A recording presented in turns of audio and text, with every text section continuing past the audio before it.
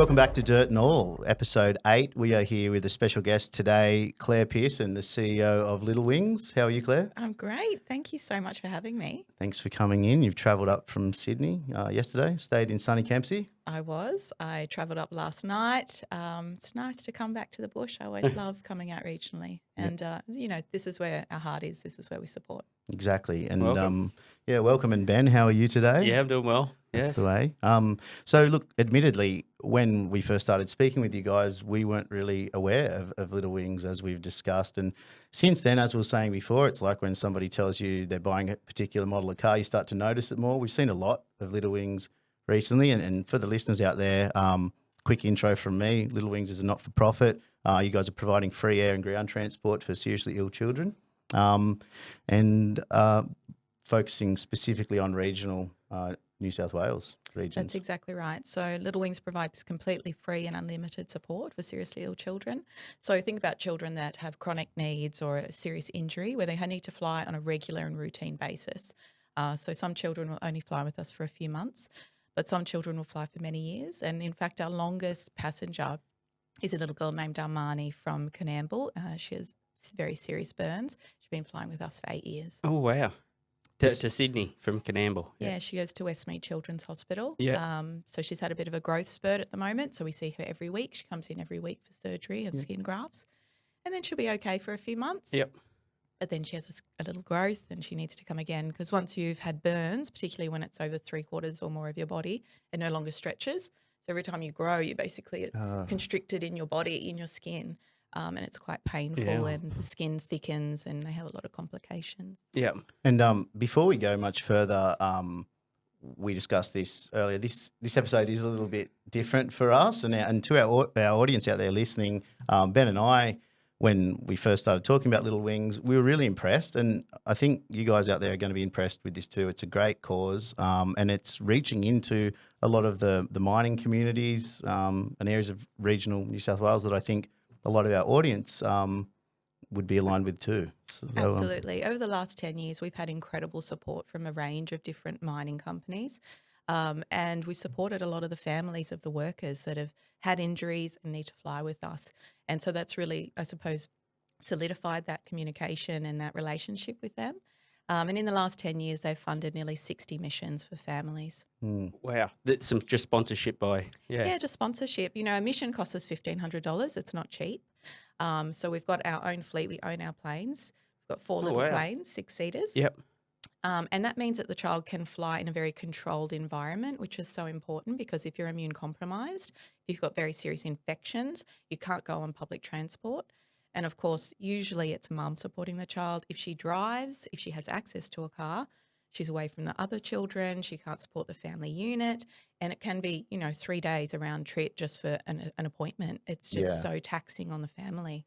Can't even imagine, being stuck in a car for that long as well when you're in that situation, being able to fly in and out, much more manageable situation. We have a family in West Wyalong. We work with Evolution Mining down there. Yes. Both mum and dad work for the mine and their house was actually burnt down and they had to move into a caravan on the property. And their youngest child, Heath, he was trying to pull himself up, just learning to walk, pulling himself up onto the cabinets and he pulled a vaporizer onto his body. And he had such severe burns that he actually fused all his fingers together. They melted. Wow. And all down the arm. The arm was fused to the body. They scooped him up, took him to the local hospital and they said, no doctor here for 3 days. We suggest you drive.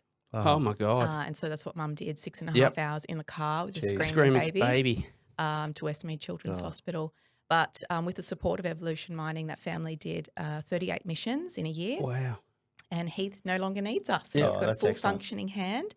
Yes, it's scarred, but it works. It works. And, we get great videos of him riding motorbikes and his first day at school and they tag us in things and it's just been this incredible relationship. And mum and dad were able to continue working during that time. Yes. As well as have the stability in the home because of that support. We could fly mum and Heath in and out in the same day where it was possible. So what's that process? Like they just have a 7 o'clock Depends what time their appointment is. Yeah. So basically what will happen is we get the referral from the hospital, we put it in our system, and whatever their appointment is, we try to schedule it a few hours before just in case Is there an ambulance weather. pickup at the the airport, or they need how's to that? make their own way to their local airport. Our plane will fly in, pick them up, fly them into Bankstown or Cessnock airports, and then our driver picks them up and takes them directly to their So you got hospital. your own drivers as well? Yes. So Hyundai Help for Kids provide us with a fleet of 8 vehicles. Yep. They're all branded, and all our pilots, all our drivers, who are all volunteers, all in uniforms, all very consistent delivery of service, takes them straight to their treating hospital and return. So the pilots are all volunteers, their own time? Absolutely. So they're all commercial pilots as well. So those that are working are flying huge jets for Qantas, Singapore Airlines, a whole range of airlines. Yep. And then on their down days, they come They and do fly that, for Little yeah. Wings. Yeah, it's a great thing those guys are doing. And Good effort. So you guys are based out of Bankstown Airport? That's right. Our headquarters is at Bankstown Airport, but we also fly in and out. We have a base at Cessnock and most recently in Archerfield in Brisbane. Oh, yeah. Yep. So are you guys expanding out of that area? Yeah, we've only been in Brisbane just under 12 months. Yep. And we've seen there's a huge need because we're such a unique service. We're the only one of our kind. We've just signed an MOU with the Queensland Children's Hospital, and we've been getting some great local support, which is helping us fuel our planes. Yeah, definitely. And so you're the network of hospitals in New South Wales, John Hunter? Correct, yes. And John Hunter, Westmead, Randwick. And then we work with some private specialised doctors where we fly them out to the regions to deliver clinics. So think about Indigenous clinics, maybe non-English speaking clinics so that we have translators there, new migrants, those sort of things. Just trying to reach people where they need the help and not always just expecting people to be able to reach out and to access care. It's just so challenging when you're in regional areas. And so the Macleay Valley, Kempsey, where we are today, you guys have patients based here as well? Absolutely. Yeah, we've been supporting a little girl named Belle here in Kempsey for about 18 months. She had cancer in her hand and her mum have been flying with us. I seen the plane there the other week there. Yeah, we actually fly in and out of Kempsey a lot. Couldn't believe it. Yeah. Port Macquarie is one of our busiest locations as well. We do a lot of work in Port Macquarie. What were you doing out at the airport? Is that when Sean was on here, or were you just plane watching? Or just loitering around the airport. Loitering around the airport? It was actually McKellar coming. Oh, okay. Yeah, rightio. So they flew in and I know you do have an interest in aviation, and back in the day you rocked a pair of aviator sunglasses as well. So I just wasn't sure. While ago. I thought I'd ask the question. Didn't know if you were plane You should have watching. worn them today. really suit. You know, where we moved in Gold Coast, we're right near the airport. And the other day we were heading home from Cooley, and plane was about to land and pulled over on the side. I actually watched the plane land. Look, camera out. Yeah, I know, no camera, but it's surprising. There's actually a lot of people that hang at the end of the runway and bring their kids down, and it's pretty impressive.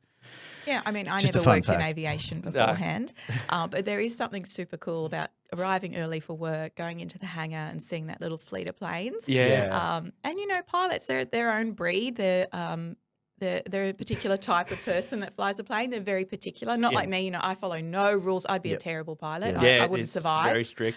But, you know, they're really, routine driven, very disciplined. And then I'm there like, oh, I've had a great idea. And they're like, what? No, not today.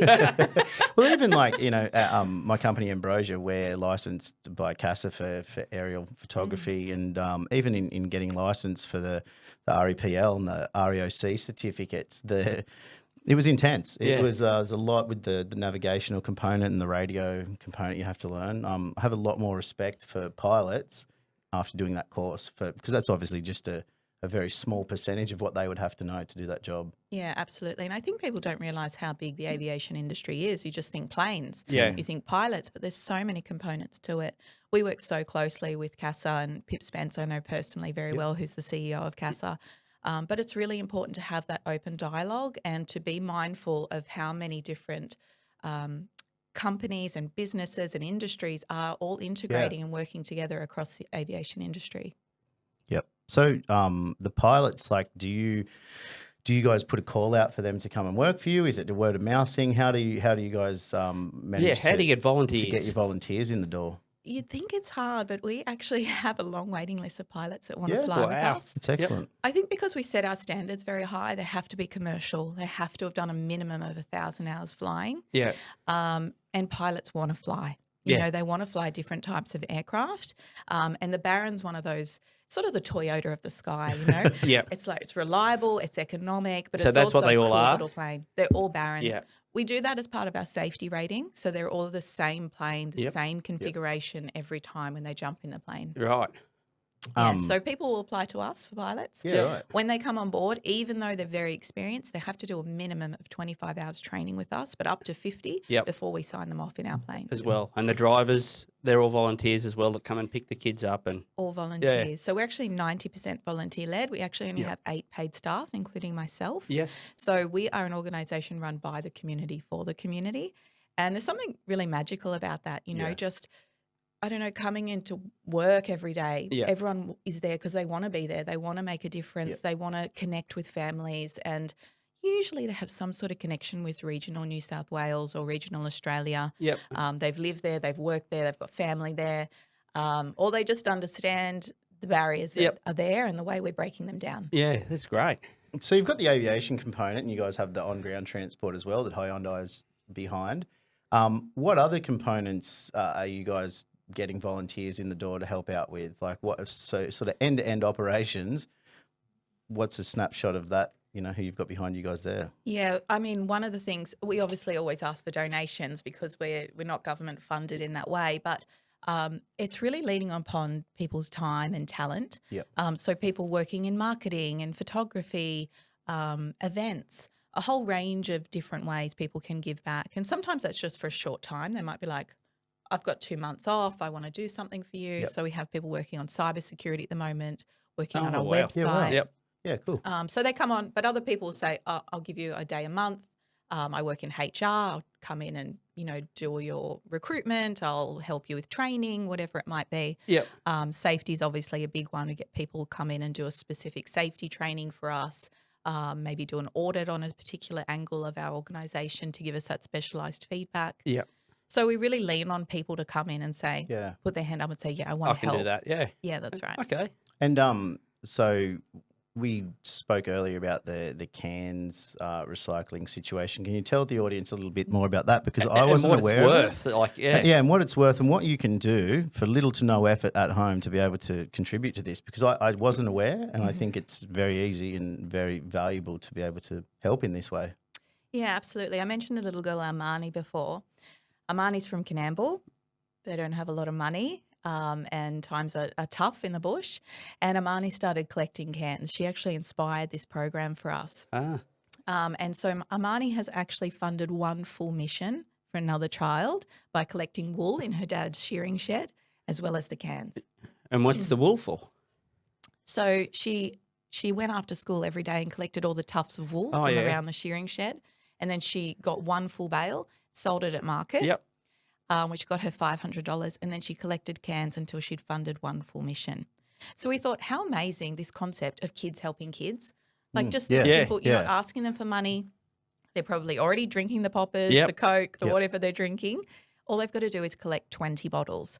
So we started going around to schools and asking kids, if you collect 20 bottles or cans, it's 1 litre of fuel for our plane. So we put the bin in the school, we go and collect it when it's full, and we put it back into the planes. Great. Hey. Then we worked with Return and Earn to become their charity partner for this year. And up until the 20th of October, when you go to any kiosk, you'll see Little Wings on the posters and on the screen. Pop your cans in, hit the donate button, come straight through. And in the last 6 months now, that campaign alone has raised $93,000. Yeah, great. So anyone listening today, just make sure you press Little Wings up on the button. Yeah, exactly right. Do you have the facts and figures on, say, for instance, a run from Bankstown to Kempsey Airport?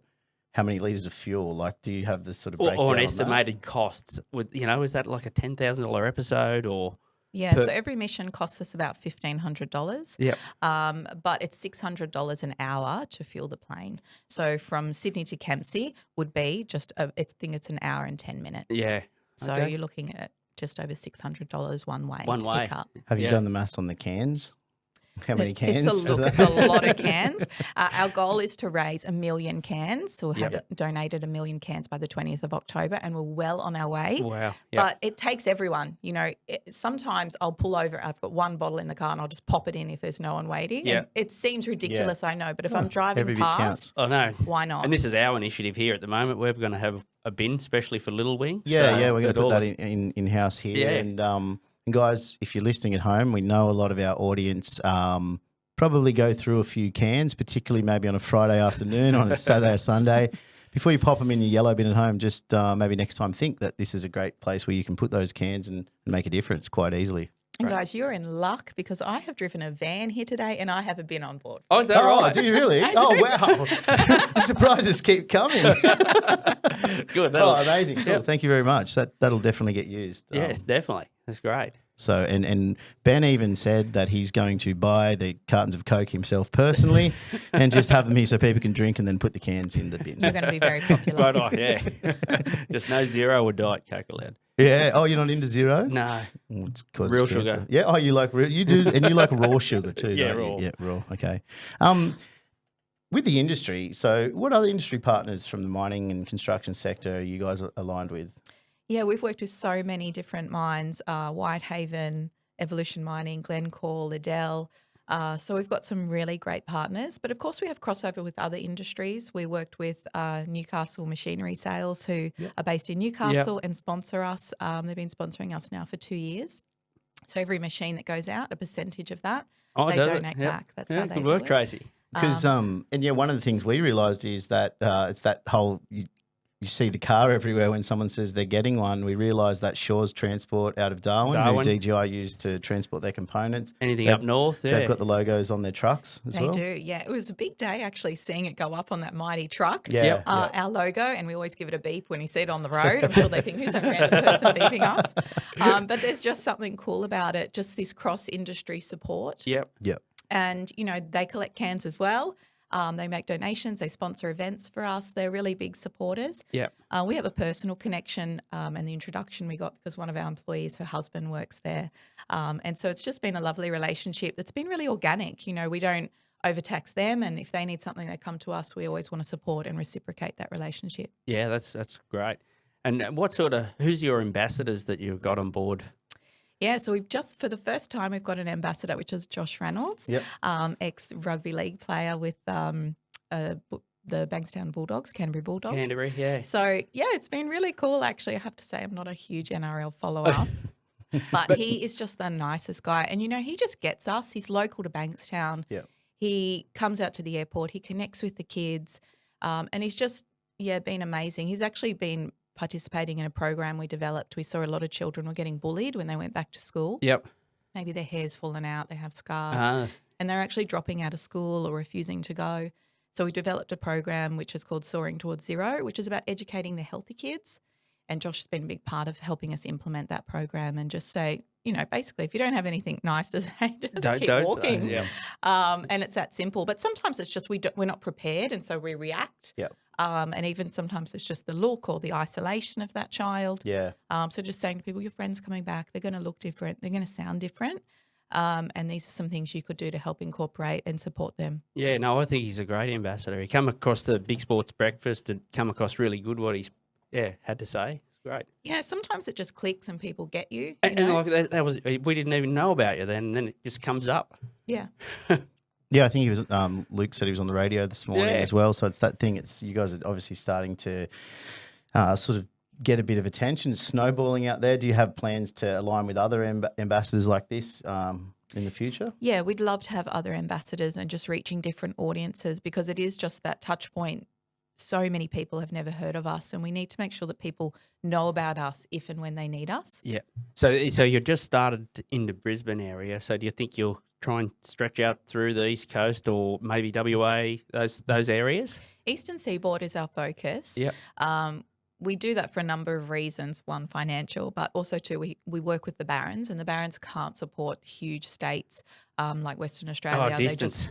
So we'd have to expand our fleet. Yep. So at the moment, we just want to do the things we do and do them well. So Queensland, particularly getting into the top end, is a really big focus for us. What is the history of Little Wings? How what was its inception? Where did it come from? Yeah, so we've been around for 12 years this year, which is very exciting. Basically, it was just one pilot had shares in a plane. He'd get access to it every 8 weeks, and he and his wife would go out on a joy flight. And he thought, surely there's something I can do better with Is that this right? fuel. Yeah, right. Yep. So he reached out to the oncology unit at Westmead Children's Hospital and said, look, if anyone needs a lift for treatment, I'm just at Bankstown. Let me That's know. It's amazing. every 8 weeks. So that's how it started. Every 8 weeks, of course, they had a family that needed to come in and out. And he just thought, surely there's other kids that need this. So Westmead is our foundation partner. We've been working with them since day dot. Yep. And then the other hospitals have come on board. But we support children across all domains, including mental health, which we've seen a very large increase in. It's okay. Yeah. Physical, mental, social, just making sure kids have what they need to thrive. You know when you're a kid and people tell you can be anything you want? You're going to be with astronaut, whatever you want, and maybe we got told that too much, our generation, when we were younger. But I always thought, well, I'm going to be a jet pilot. Then I looked at like the fitness and I thought, no, I'm not going to be a pilot. But the more and more we were talking about aviation on here on one of the recent episodes with one of our guests, the more I hear, the more I think I should have been a pilot. It's a very cool industry, I have to say. I would be a terrible pilot, as I said. I don't follow any rules. I have some very strange ways I go about things. But, they work for me. Yeah. Well, there you go. You just you keep doing what you're doing and let those guys do what they're doing, and I think we'll all be fine. So Jared Dillon's the managing director general manager of DGI Trading. Yep. And Jared was supposed to be here today as the fourth guest, fourth seat at the table, and he actually has fallen ill overnight, so he was unable to come in. But He's got a story. Jared has a story, and he's actually texted it through to me, and I want to share Jared's story. He's handwritten it on a note and sent me the photo. I don't know if you can see that. But I wanted to share this because I think it was a good connection for how people, it might not have been Little Wings, but how people have benefited from this type of service and why it's so important for people in rural communities to have access to this. So Jared Dillon, at age 2 years old in early 1993, was kicked in the chest and face by a horse during a farm accident. He was transported by road ambulance to John Hunter Hospital, and then as air support was unavailable at the time, he spent 19 days in intensive care at John Hunter with significant trauma to his chest, larynx, esophagus and collarbone. This resulted in major infection of the chest and lungs, and after multiple operations, sorry, Jared, I can't read your handwriting, but something bad had happened at that point, and drainage of the something else, which sounded horrible as well, abscess. He was released on heavy medication antibiotics. His parents spent the following months commuting between Gosford and John Hunter Hospital for regular checkups. And so he knows too well, and his family knows too well, the stress that this puts onto families. And in another turn of events here on the podcast, we actually wanted to announce that DGI are Throwing a donation. So yeah, the guys after this will talk about it, but we want to get a little bit more involved with Little Wings as well. Amazing. So little things we could offer and promote. I think it'd be good. So that was Jared's story to tell, and it was Jared's announcement to make, but we've sort of fumbled our Taken way over. through it. So look, it's just as I said, like as we've learnt more about Little Wings, we think it's a great cause and a great not for profit, and happy to be here with you guys on here today, telling our audience more about it. Yeah, thank you. That is so generous. I mean, it really does make a difference every dollar that is donated. And because we have a partner that basically funds our wages, 100% of your donation goes directly into fueling the planes and supporting local families. Yeah. What's a plane worth, like, to purchase a Baron? Yeah, a Baron costs $1 million. Yeah. Oh, wow. So there's no Barons for sale in Australia. They're all in the US. Yeah. They're quite a sought-after little plane. Just the history of them, and they're pretty cool little aircraft. So it's $100,000 to ferry them across from the US. Yeah. And you're looking at anywhere between $850 to $950 to purchase. Wow. So not a cheap exercise. So No, and then to run them. the run them. That's the cost. Yeah, but we're so lucky we own our planes. That's a really important aspect to our business. It means they're centrally maintained, they're centrally controlled, stored, and everyone is trained on our aircraft, which gives us a higher safety rating, and it means our planes are better controlled in terms of their maintenance. Do you want want to to really important. replica Bankstown to Archerfield? Is that your ideal scenario? Our ideal, yeah. So at the moment we have one little plane in Archerfield. Yeah. We think we need up to 3 there because it's getting very busy in Queensland. So do you guys just have an office on site there as well? Is that how it works? You're inside the the airport there? We do. So we have a hangar on the yeah. airport, and then we actually have our head office is based in the passenger terminal. Oh, really? Bankstown Airport support us and Yep. give us that great space, Ah, which is allowed space for our volunteers. All the pilots come in, do their flight planning. They have, just a space to plan and not be rushed. And also to our families can move through. And if they're immune compromised, there's controlled areas Yeah. where they can sit and not be exposed to anyone else. yep. So Good. you've been doing this since 2019, is that correct? Yes, I'm nearly 5 years in. Yep. And I have to say, I've always worked in not-for-profit, but it's been the most magical place I could have ever worked. I'm so proud to work there. It doesn't even feel like work. I just love going in every day. And, I've got 2 little boys. I love them to see and to give back. And I bring them in when it's suitable to see the planes, to understand why we want to connect with families, why we need to help, why we need to be mindful that not everyone has what we have or is as well and healthy as we are. I love working in the industry generally and not-for-profit, but Little Wings is just special. So, and when we're doing our research and preparing for this episode, we found a couple of fun facts on you in the bio on the website and other things like that. You're an author? Yeah, I did. I accidentally wrote a book. Oh, accidentally. Fell over and Published wrote it. one. Right. Whoops. Yeah, my last role as the CEO of a small charity called Project Futures. We funded the only safe house in Australia for victims of sex trafficking and 3 in Cambodia. The girls in Cambodia are as young as 18 months, and we support them throughout their lifespan and reintegrate them into community, provide them training. And it's one of those things that if you just don't know, Yeah. right? You're walking around, you go to Cambodia, you go to Thailand, you don't realise these things are happening. And so I just wanted to put a spotlight on some of these stories and these incredible women that had gone on to thrive after such Traumatic. traumatic. One girl, her mum sold her for a bag of rice, Oh, that's horrible. 10 kilos of rice, which was the equivalent of $5.40 US. And this girl, she just was so heartbroken to think that happened, and then, of course, all the heartache that followed that. And we had a little girl who was only 18 months. As I said, she was rescued and brought into the centre. The physical trauma that she had, she still doesn't speak because of the trauma. Yeah. She'll never have children. She'll never know her real name, her date of birth, just basic human rights. So I just wanted to showcase the great work that's happening, but also, globalization has so many benefits, but it also has a lot of issues attached to it. And so we just need to do better. And when we know, we do better. Yeah. Yeah. You, one other thing we omitted from the beginning of the episode in doing our research is that you are a qualified psychologist. So I've been aware of it the whole time. I'm sort of watching what I say and what I do. And Ben, I hope you have been too. You obviously, in your career, you've dealt with some pretty heavy stuff. How do you stay balanced? How do you stay positive when you're exposed to so much sadness? I have a no sad movie policy. I do not watch sad movies because I don't want to feel sad. How do you stay positive? Look, a bit of it is just your innate ability to always look. I'm notorious for being glass half full at all times. But, when you train as a clinical psychologist, you do 10 years of study. And from the day dot, it's all about setting up your boundaries, look after your own mental health, debrief, like all of these strategies to help you keep working in industry and keep supporting people who are not thriving at that point in their life. Yep. So you definitely need that training to help you. Yeah. It definitely makes a difference. Sometimes you've got a lot of barriers where you don't need because you've always got the boundary up and you have to check yourself, Pull it down. But it is just an organic thing that you do after so long of living it, talking about it. Yeah. And you actually forget, sometimes I remember during COVID, we had a child come through the hangar and we'd been told it was the last flight. He wasn't, he was going to pass away. Yep.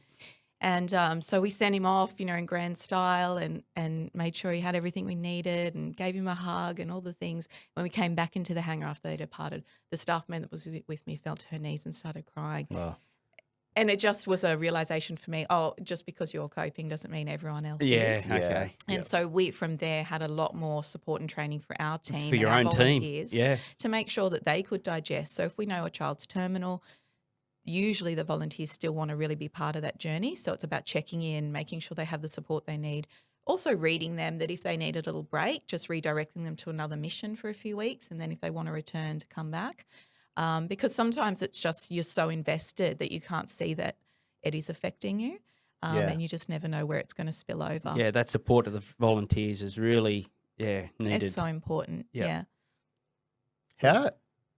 can you tell us a bit more about your story? How did you sort of work in a very specialised area and your career to date? Mm. Where did you grow up? How did you come to this point? Yeah, so I grew up in Foster. Yeah. Beach baby for sure, and I love to go back there. I love to take my kids back Do there. you surf? I do not. My brother's a big surfer, but I am not. Yeah, I grew up there, and my mum's a nurse, my dad's a teacher, and I think throughout my whole childhood I was always raising money or visiting the hospital wards and, you know, taking gifts at Christmas to the kids in the hospital. Oh, yeah. It was just something that was really engendered in us that, you know, we always give back. We have a lot, we always give back. And it makes you very conscious that you do live a very privileged life in many ways, you know, and you need to use your power for good. I forever thought I was going to be a kindergarten teacher, and I started that route. And as I got through, I thought, you know what, I got a little bit more to give here. Yeah. I've got something a little bit special I think I can do. So I went on and trained as a clinical psychologist. And when I got to the end of that, I thought the thought of sitting in an office and listening to someone go through something a little bit, not precious, but, you know, going through a divorce or that just wasn't for me. I'm a bit of a no guts, no glory sort of chick, you know. And so I ended up working in child protection, and that was, you know, that was a huge and very confronting process. I wasn't prepared for that, and so it was a sharp learning curve for me.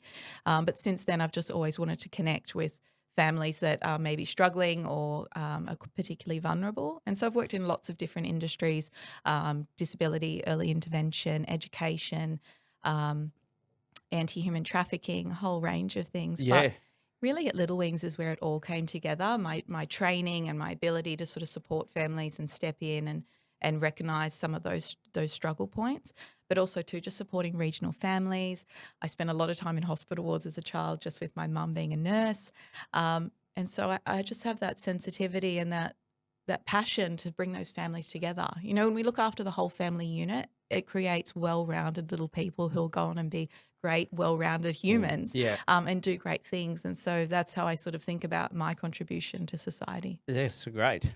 It's so great these things exist, and I think a lot of us here are very insulated and lucky in our lives. Very we lucky lead and the existence as we do. And early in my career, I was a Starlight volunteer for a day, and I went to the John Hunter Hospital, and it was it was one of those sort of moments where you check yourself and you see these kids in there that are in there for a long period of time, and then you sort of go on with your life and you forget about that kind of stuff. And then last year I was in hospital for 24 hours.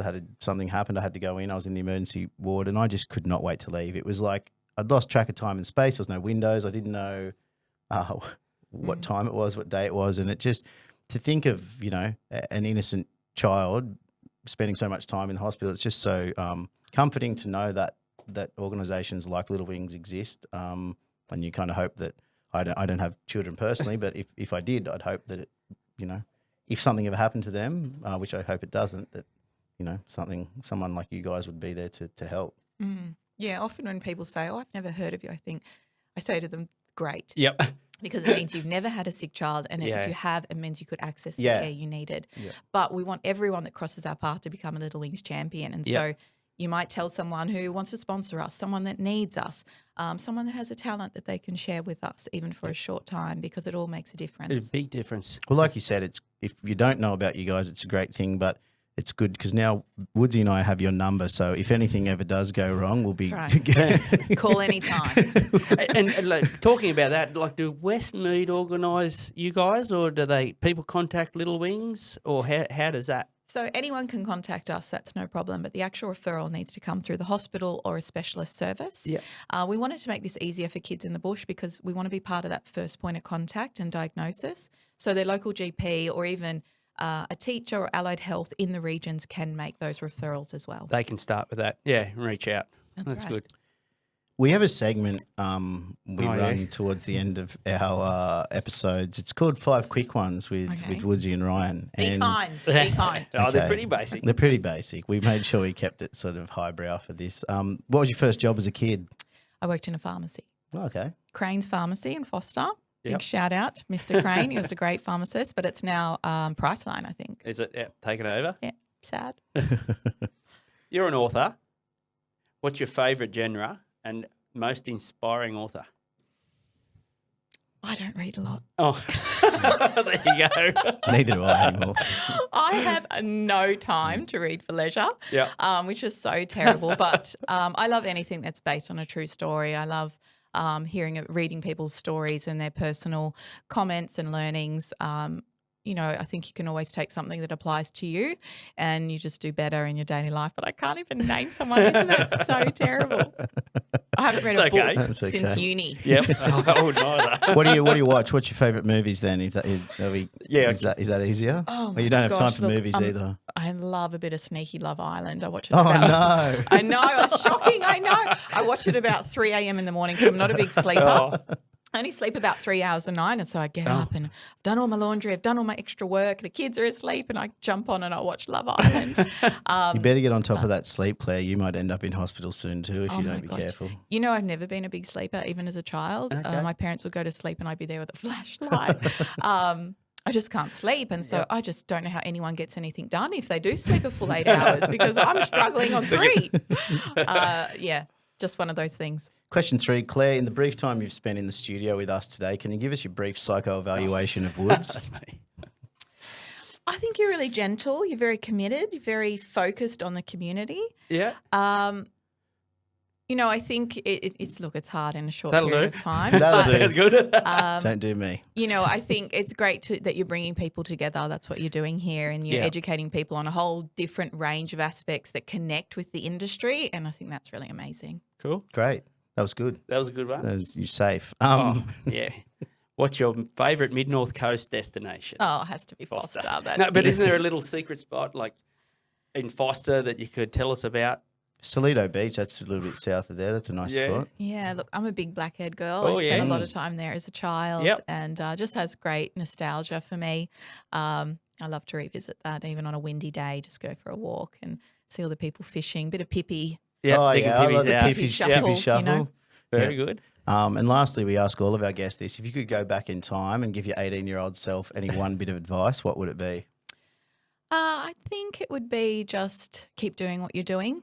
When you're young, you don't know what that path's going to look like, and you have a lot of people that are giving you advice, and some of it good and some of it not. I have a very strong sense of self, so I just kept following my own North Star and sort of wading through that. And I would just say, you know what you're doing. Just believe in what you're thinking and feeling, and go with that. My dad's a teacher, as I said, and he forever wanted me to be a kindergarten teacher, which I embodied. And as soon as I said, I'm thinking about being a psychologist, he's like, what? No.